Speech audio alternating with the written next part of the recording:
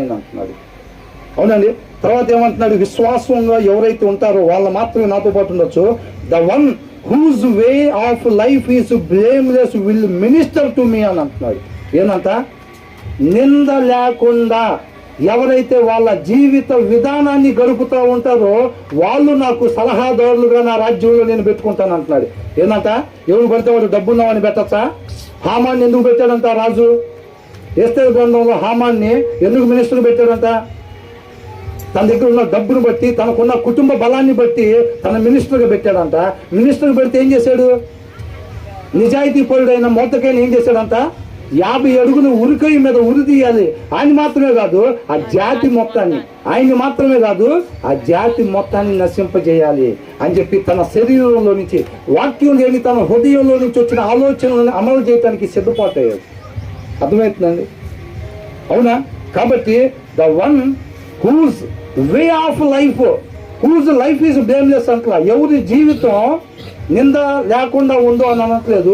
Way of life, జీవిత విధానము అలా జీవించటం. రేపు మన నిత్య జీవనంలో ఎలా ఉండాలి? నింద లేకుండా జీవించటం, అది ఒక జీవిత అలవాటుగా ఉండాలంటున్నాడు. అర్థమవుతుందండి? మన జీవిత అలవాటు ఎలా ఉండాలంట? నింద లేకుండా జీవించటం మన జీవిత విధానంగా కావాలంట. అలాంటి వాళ్ళు నా సలహాదారులుగా నేను పెట్టుకుంటాను అని అంటున్నాడు. నాకు సలహాదారులుగా ఉండాలి అంటే ఆ అర్హత ఉండాలి. నా చుట్టుపక్కల దరిదాపుల్లోకి దరిద్రాన్ని రానియకుండా నేను చూసుకుంటాను, కాపాడుకుంటాను. ఆయన నామాన్ని మహింపరుస్తాను.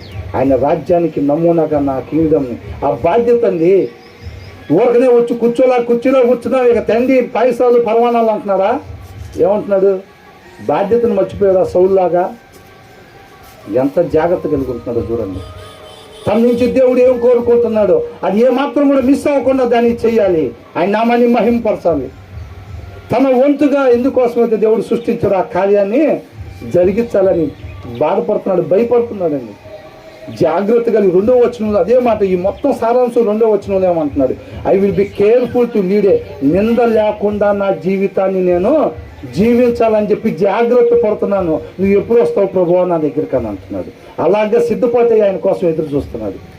అర్థమవుతుందండి? అవునా? నాకు ఇది చదువుతుంటే అనిపించింది, ఎంత అల్లాడిపోయి ఉంటారో కోట మీద ఎక్కినప్పుడు. శరీరం ప్రేరేపిస్తుంటే ఆత్మ బలహీనంగా ఉంది, దేవుని వాక్యం లేదు, శరీరం గెలిచింది ఆ ప్లేస్లో. ఎలా ఉండే వ్యక్తి ఇప్పుడు ఎంతో ఆత్మీయంగా బాప్తిసం తీసుకున్న తర్వాత ఎంతో ఆత్మీయంగా ఉండి ఒకానొక టైంలో ఆత్మీయత కోల్పోయేటప్పుడు